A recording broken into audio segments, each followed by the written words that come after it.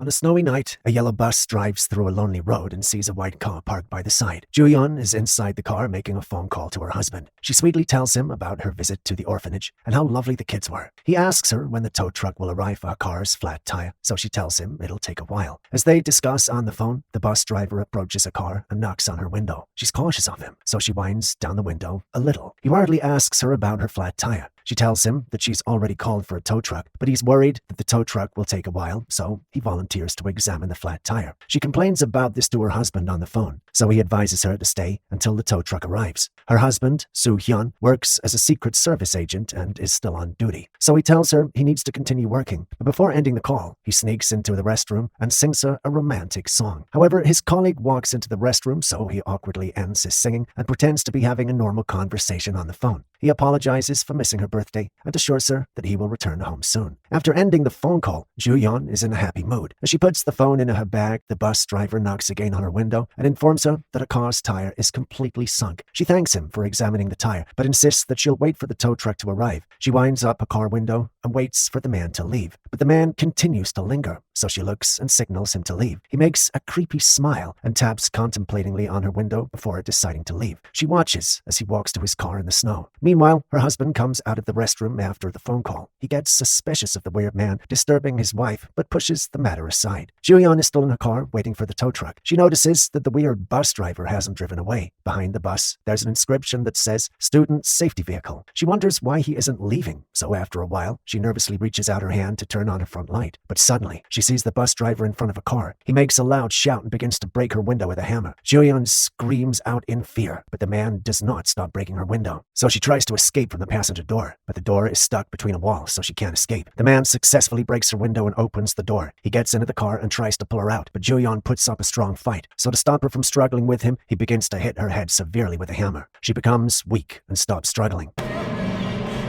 As she looks at him without fear, blood trickles down her face. The man sees the firm resolve in her eyes and gives the final strong blow that knocks her out. He drags her out of the car, leaving a blood trail on the snow. Her car door is left open on the lonely road as it snows. Juyeon's bloodied body lies naked in the transparent nylon. After a while, she gains consciousness but is extremely weak. The weird man opens up the nylon and chains up her hand. Since she's extremely weak, she doesn't put up a fight and just watches as he ties her up. The man tightly ties the other end of the chain to a wood. Afterward, he blows out his cigarette and walks to a wooden table with many knives. He inspects the knives and picks up a big, small knife. Then he walks over to Juyeon to examine her skin. He touches her body and comments that she has soft skin, which will make it easier for him to butcher. When she hears this, she faintly begs him to spare her life, but he asks why he should spare her. So she reveals she's pregnant. She begins to cry and beg for her life, but the man doesn't show any reaction. Instead, he raises his knife to butcher her hand. After a while, he successfully butchers a good part of her body, but as he puts her hand part inside a bowl, her ring falls off and gets stuck near a drainage. He hears the ring sound and looks around to search for it. He even stands up in search of it, but unfortunately he doesn't find it. After cutting up her body, he cleans up the area with water. The force of the water pushes the ring and it gets stuck inside the drainage. After cleaning the area, he pushes the big bowl aside and removes his jacket and gloves before leaving the butchering room. The following day, a young boy with a stick in his hand playfully searches a bus area. He comes across a black nylon on the ground, so he picks it up with a stick in his hand. When he opens the nylon, he sees the dismembered ears of a human. He becomes scared and throws it away. He calls out for his friends and tells them to come over quickly, so they run over to look at the item. The case is reported to the police, so that night, tons of search teams inspect the area to find other parts of the dismembered body. As they search for the body, Chief Jang arrives at the location looking disorientated. He tries to join the team, but some officers quickly stop him and try to convince him to stay at home. However, the chief is already scared. He asks if the dismembered body belongs to his missing daughter, but the officers assure him that it has nothing to do with his daughter, so he calms down. At the same time, Soo-hyun arrives at the location in a taxi. He hurries out and tries to get an update on the case. At this moment, one of the search police finds something suspicious in the river. He calls a detective to the area. The detective comments that the object in the water looks like a human head, so he instructs the police to turn over the object. As they turn it over, they find Young's dismembered head. The scene gets them frightened, and the search police almost throw up. He runs out of the river and calls for forensics. As soon as the news of the head gets out, all the search police run over to the river to take a look. Chief Jang joins them and pushes through the crowd to also take a look. The forensics pull the head from the river and place it in a box. Chief Jiang tries to stop them in order to take a look, but the officers stop him. Tons of reporters arrive at the site and everywhere gets extremely crowded. Soo-hyun is also trying to find out whom the head belongs to. As the reporters and police run around, they knock down the forensic doctor carrying the carton with the head inside. The box falls on the floor and the head rolls out right in front of Soo-hyun. The forensics immediately put the head back into the box. But the scene is already enough to leave him horrified. He covers his mouth in extreme shock and tries to make out what's happening. Days after this incident, Chief Jiang sits dejected on a bench. Soo-hyun joins him in sitting. The chief has come to terms with the situation and tells Swan how grateful he is that his daughter's head was even found. The chief thinks it's ironic that he works as a detective, yet his daughter met such an unfortunate end. He begins to feel guilty, so he clings to Soo-hyun and apologizes repeatedly for failing his daughter. Later that day, Soo-hyun joins his family to watch his wife's cremation process. While the family members are crying, Soo-hyun faces his head down and can't bear to watch the process. He feels pity for his wife and apologizes for being absent when she most needed him. He breaks down in tears and promises to take revenge on whoever did this to her. After paying his respects to her ashes, he tearfully leaves the cemetery and goes to meet his boss. He asks for a 2-week leave, but the boss thinks it's too short, so he proposes a 2-month leave. But Soo-hyun insists that he only needs 2 weeks. Seeing his determination, the boss agrees to the 2 weeks leave. After leaving the office, Soo-hyun meets up with a friend who gives him a capsule containing a GPS and microphone. He thanks the friend, but before leaving, the friend warns him not to be discovered with the device since they were stolen from the boss. Soo-hyun leaves to meet with Chief Jiang. The chief gives him a police file containing lists of 4 people who are suspected to be involved in the death of Ju-yeon. As he looks through the files, Ju-yeon's sister walks in, so he quickly tidies up the files, but she's able to get a glance at the files before he leaves. At his house, Soo-hyun studies the pictures of the suspect and decides to investigate them one after the other. That night, he sneaks into the first target's house and uses a charging cord to wrap around the target's neck tightly. He ties up the target and questions him about Ju-yeon, but the target denies having any involvement in the matter. However, Soo-hyun won't let him off lightly, so he stands up to grab a hammer and uses it to hit the target's ball several times. The target is administered in a hospital. A detective walks into the room and questions the officers about the case, so they inform him that the target is a criminal responsible for the death of a few girls. The target had decided to turn himself into the police after getting tortured by the mysterious man. Hearing this, the detective finds the situation bizarre and wonders who's capable of making a criminal turn himself in. Meanwhile, Soo-hyun moves on to the next target. He follows the man closely and hits his bike from behind, causing the target to fall. He then beats up the man in order to extract a confession, but the man isn't the one behind his wife's death. At home, he folds up his second suspect's photo, leaving him with only 2 suspects. He goes to his room to sleep but cannot fall asleep, so he stands up and returns to the wall. He picks up the photo of his next target. Fortunately, it's the photo of the real culprit. That night, a young lady is waiting for a taxi at a bus stop. A yellow bus driving past stops in front of her, and the driver asks her where she's going. When she tells him, he volunteers to give her a ride since he's also heading in the same direction. She turns down his offer, but he persuades her to get into the bus. Since it was snowing with no signs of any taxi, the girl decides to accept his offer. While inside the bus, she becomes cautious and looks around the bus. He notices her behavior and asks why she's looking around, but she responds that it's nothing. She tries to make small talk with him, but he ignores her and uses his right hand to look for something in the back seat. She becomes suspicious when she notices that he's driven off the path. He finally finds his hammer and puts it next to him. At this point, she's already in fear, so he hits her head continuously with the hammer, knocking her unconscious. He takes her to his hideout and beheads her.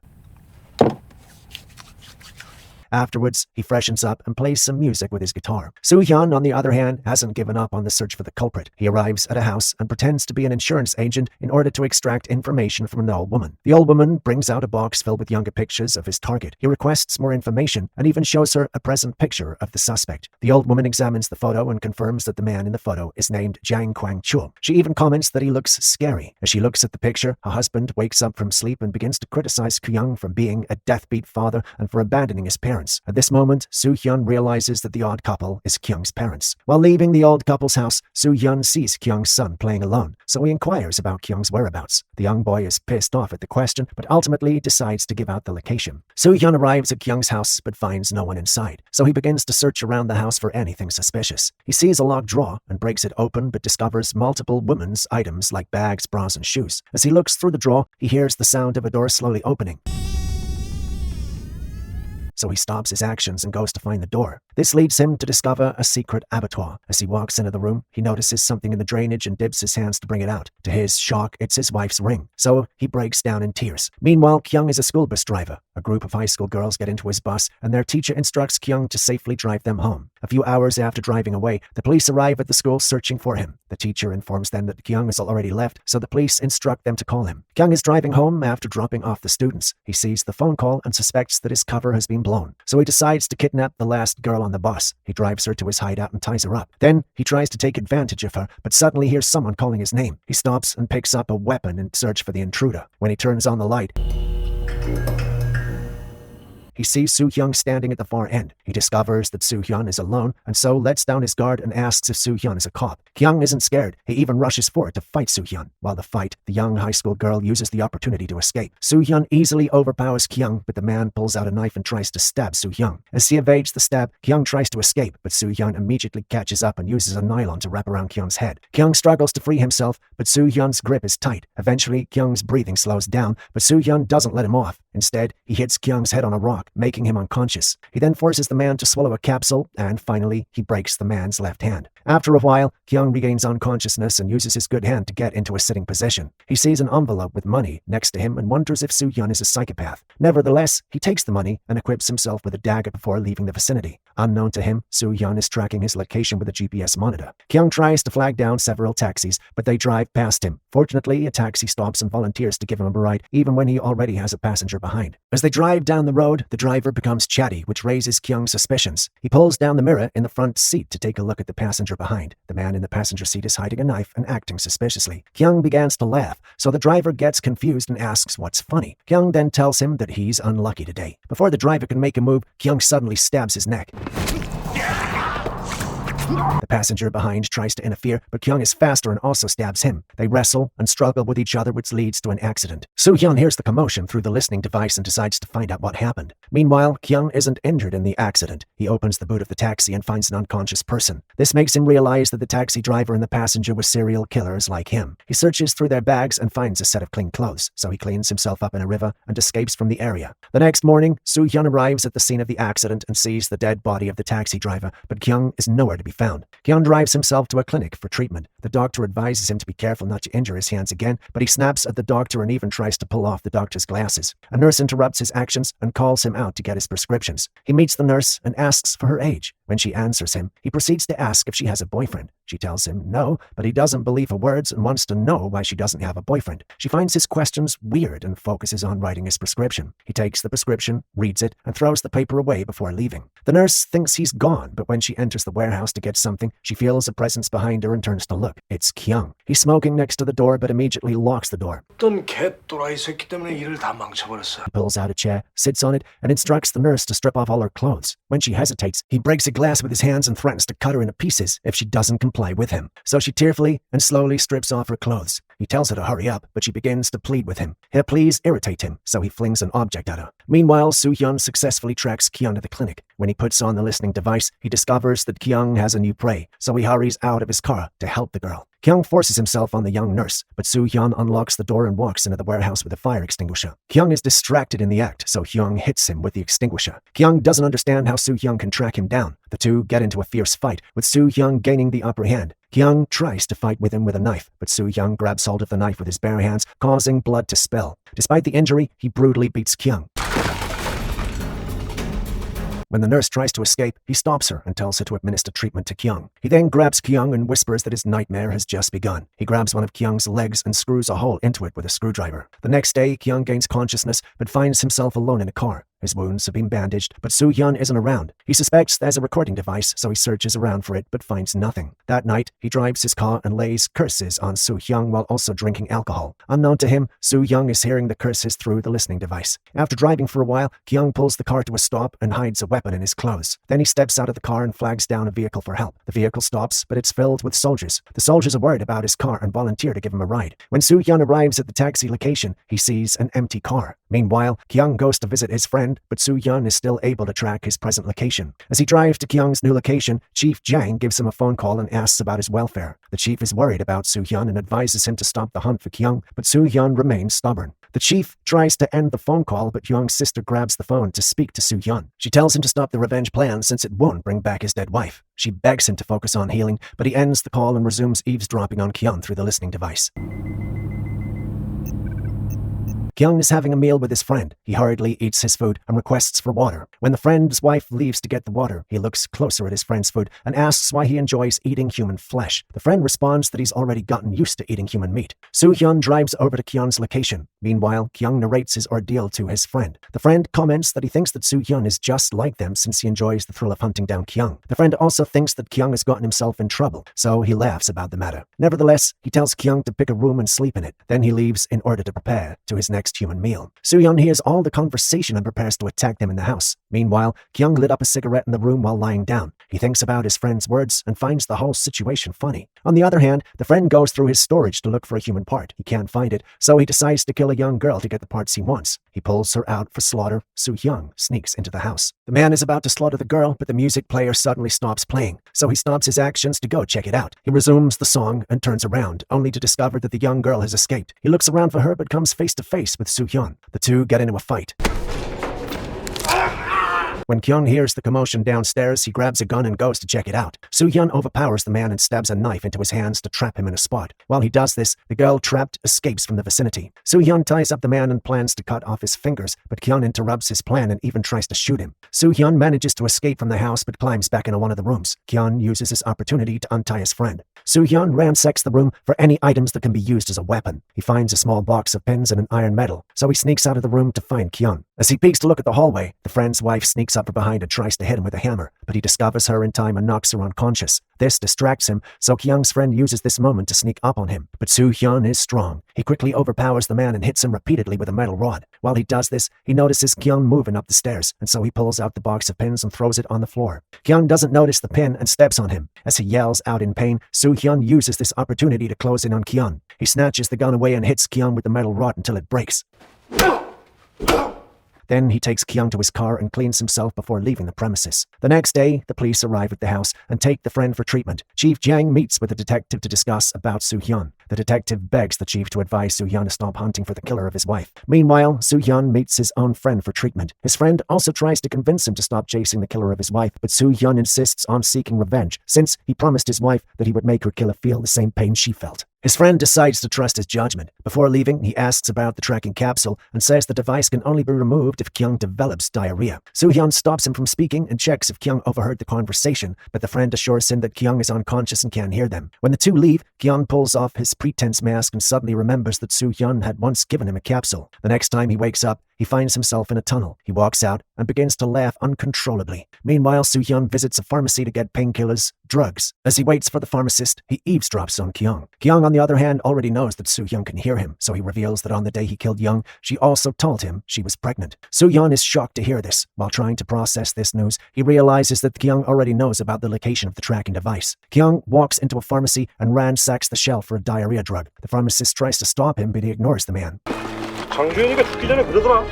Outside the pharmacy, he swallows the drug and hurries before Soo-hyun can track down his location. Soo-hyun gets to the pharmacy to see the pharmacist bleeding on the floor. He quickly stops the bleeding while studying Kyung's location with a GPS. Meanwhile, Kyung takes a dump at a public toilet and searches through his dump for the tracking capsule. Once he finds it, he makes a creepy smile. While washing his hands, a taxi driver also enters the public toilet to take a dump. So he beat up the man to unconsciousness and also made him swallow the tracking capsule. Then he escapes the area with the taxi. Soo-hyun arrives at the public toilet and searches for Kyung, but he finds the unconscious driver on the floor of the toilet. He tries to guess where Kyung would go, but it's difficult to guess. At that exact moment, the police detective receives a phone call from Kyung, who informs them that he will turn himself over to the police soon. The detective is shocked at his decision. Soo-hyun continues his search for Kyung. First, he visits the hospital where Kyung's friend is receiving treatment. Soo-hyun barges into the ward, pulls off the oxygen mask on the man, and slaps him until he regains consciousness. Then he questions the man about Kyung's whereabouts, but the man refuses to provide any information. Instead, he warns Soo-hyun that Kyung will go after the dead wife's family. Once he kills them, he'll turn himself over to the police. The man begins to laugh at Soo-hyun's plight. This gets Soo-hyun's nerve, so he widens the man's jaw until he dislocates it. 평생 웃는 얼굴로 만들어줄게. While leaving the hospital, Soo-hyun learns that Kyung plans to turn himself over to the police. He becomes worried and gives Chief Jang a phone call. The chief hears the phone call and goes to pick it up, but then the doorbell rings, so he decides to answer it first. Seeing that the chief isn't answering a phone call, Soo-hyun immediately calls and informs the detective of the situation. A few minutes later, Kyung comes out of the chief's room and cleans up his blood-stained knife. He resumes hitting the chief, but stops when he hears the doorbell sound. The visitor is Young's younger sister. She enters the room and becomes suspicious when she sees a knockdown chair, but she picks it up and calls for her father. Kyung watches her from hiding and eventually jumps out to capture her. Soo-hyun arrives at Chief Jang's house and pushes aside everyone who tries to stop him. The detective lets him into the house, so he gets in and sees that the chief is still alive. However, Young's sister has gone missing. Kyung gives the detective a call and asks to speak with Soo-hyun, so the detective hands over the phone to Hyun. Kyung begins to taunt Soo-hyun for losing. Soo-hyun is angry and searches for Kyung, but it's already too late. Kyung had killed and dumped the body of Hyun's sister. The day arrives for Kyung to turn himself over to the police. Everyone waits for him in the assigned location,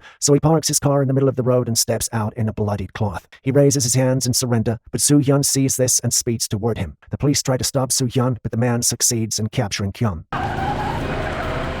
He takes Kyun to the location where his wife was killed. When Kyun begs forgiveness, Soo-hyun uses a screwdriver to drive a hole through his mouth. Kyun begins to beg for his life, and Soo-hyun almost falls for this act. But when he realizes that the Kyun doesn't feel guilty for killing multiple women, he decides to kill him off in the most painful way. Soo-hyun becomes teary and hopes that Kyun suffers even in death. He locks up Kyun in the room and leaves. As soon as he leaves the building, a taxi stops in front of the house. Kyun's parents and son are here to visit him. The son hears his father's voice and calls out for him. When Kyun hears his son's voice, he begs them not to open the door. However, the parents don't understand his request. They try to open the door, but it's stuck. Kyun continues begging them not to open the door, but they forcefully push it open. This action triggers a mechanism that pulls out Kyun's tongue and causes a guillotine to behead him. When the parents step into the house, they see the dismembered head of their son. Soo-hyun overhears the entire commotion through the listening device. After confirming that Kyung is dead, he throws away the device and breaks down in painful tears in the middle of the road.